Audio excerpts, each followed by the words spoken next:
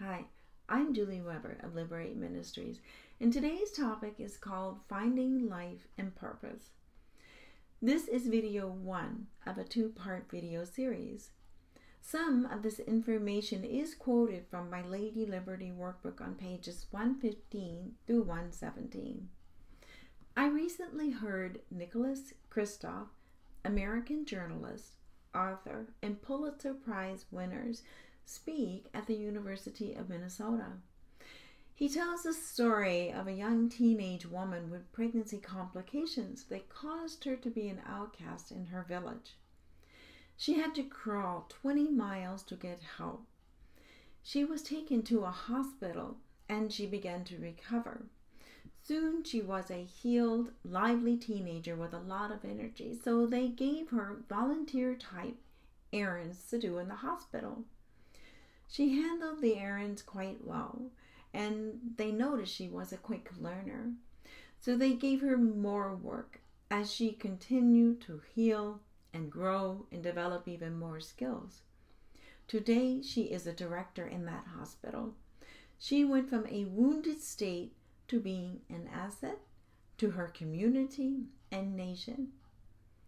So where do you go after you get healed from your abortion experience? How can you find fresh life and purpose? Well, let's talk about being blessed and broken. Being blessed.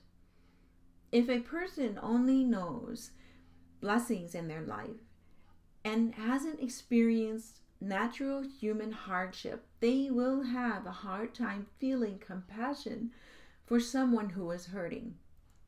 It will make it difficult for them to empathize with what the hurting person is going through. They will get impatient with people when they have to listen, humble themselves, and try to feel what the other person is going through. For example, think back when you ever struggled with a problem in your life and you tried to share it with someone who has never had to deal with a difficult situation in their own life. It didn't go well, did it? Well, why is that? I've known people who just seem to sail through life. They appear to have all the resources, relationships, and life circumstances so that everything works out great for them all of the time. In the good times, these people are fun to hang around. However, when trying to share your struggles with them, it is hard for them to relate. Why? It is because they haven't experienced it, nor had to overcome anything similar in their own life. Being broken. The opposite is also true. If they have only known brokenness, then they will have a hard time sharing about faithfulness, hope, and the joy of the Lord. It will make it difficult for them to impart life to people because they can't get past the constant pull of the weighed down feelings that come with suffering. Encouraging others to have faith and hang on for any kind of a healing or walking through a lengthy, difficult trial when they will want to quit will be tough. For example, it is hard to share your problem with a person who has only known brokenness, struggle, and hasn't overcome anything in their life. They will not be able to relate to your desire to resolve the problem and move on in life. They can only share out of their struggle and will not be able to speak of the faithfulness, hope, and joy of the Lord. You may share a common problem with the person, but you both are no closer to a solution. often these people aren't so fun to be around because of the constant troubled feelings that come with suffering.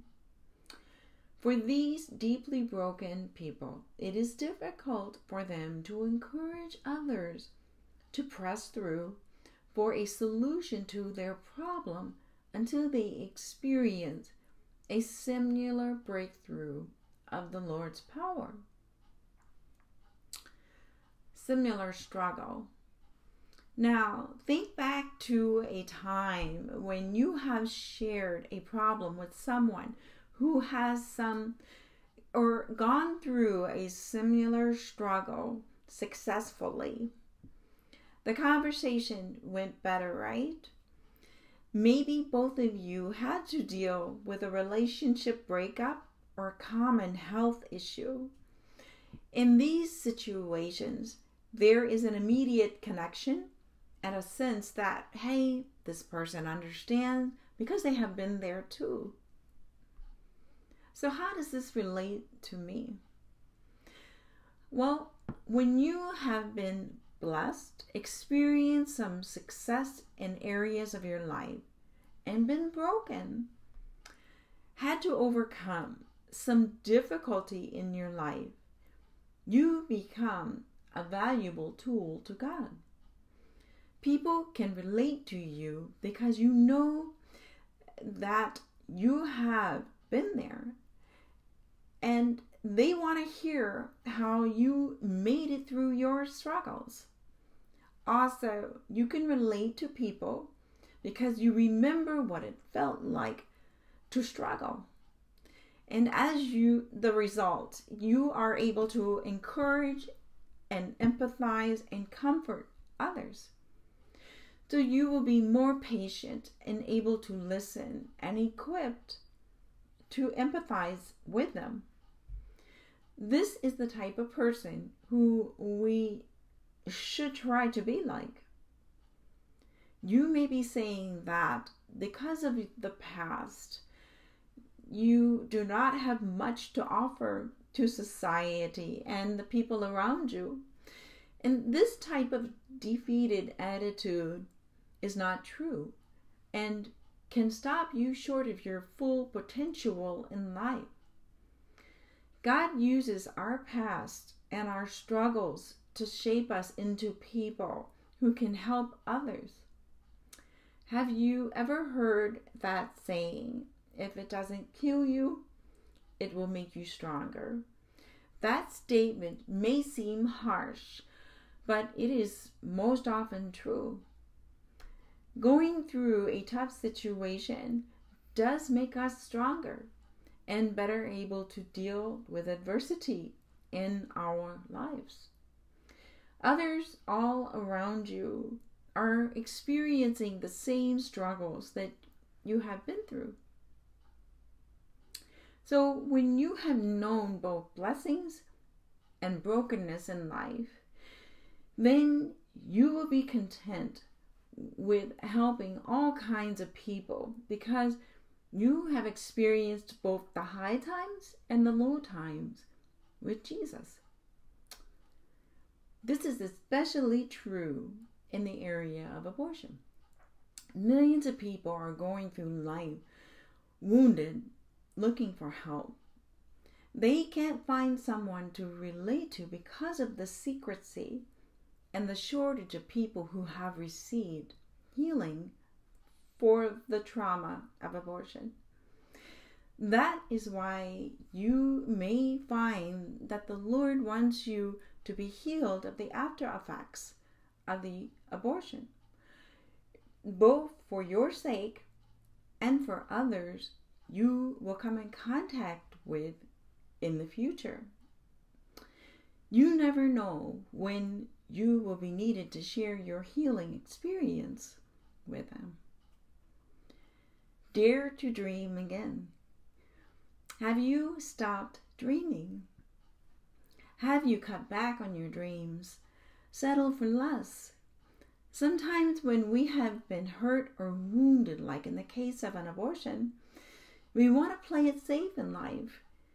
No way do I want to be hurt again. Last time I did that, I got burned. I'll settle for what I know I can do easily, but not stretch to do things that are hard. So part of the reason we are spending time on the topic of the purpose is to encourage you to go for it again in life.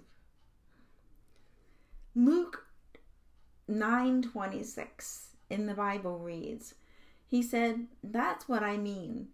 Risk your life and get more than you ever dreamed of. Play it safe and end up holding the bag." The Bible principle here is to not let our abortions hold us back from our purpose in life. The negative effects of our abortion might have held us back at one time, but not anymore.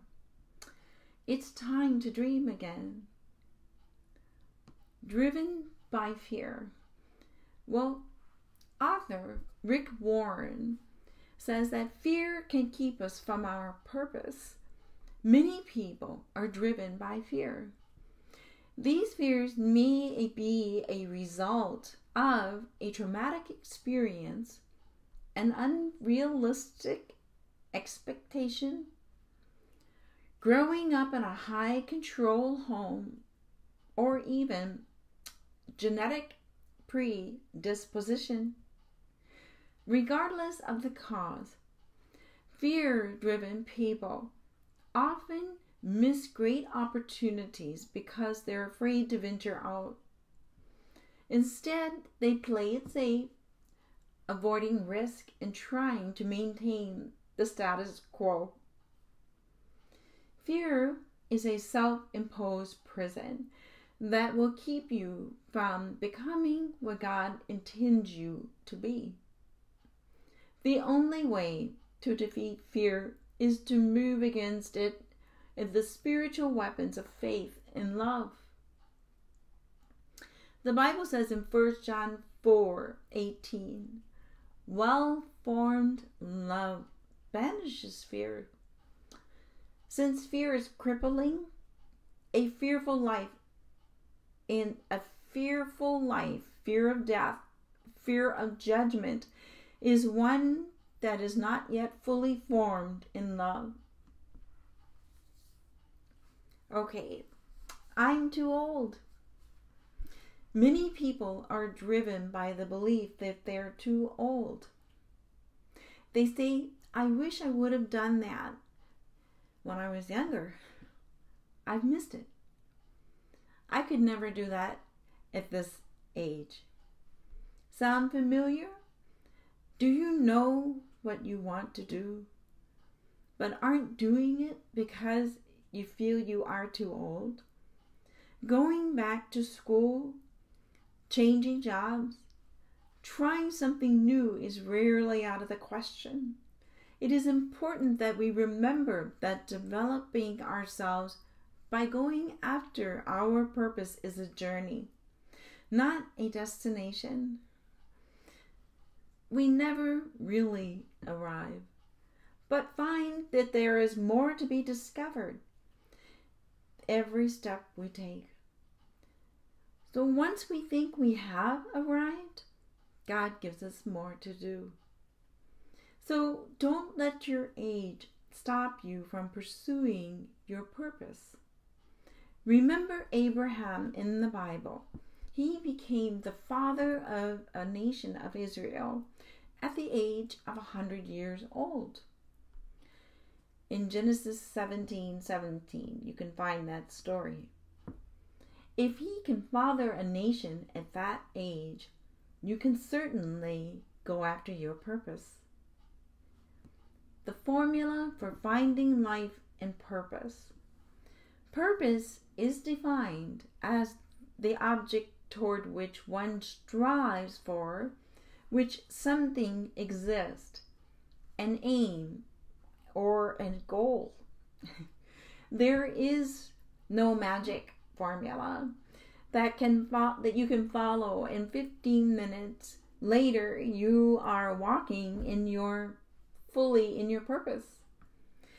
Finding your purpose is a process. And we've already talked about how being both blessed and broken makes us valuable to God. So for the rest of the lesson, let's explore a few more ingredients that we will need to discover in life and purpose. Okay, so being blessed and broken, plus natural abilities, plus spiritual gifts, plus maturity in time, plus the leading of God, equal finding life and purpose. Thanks for watching. Live life liberated.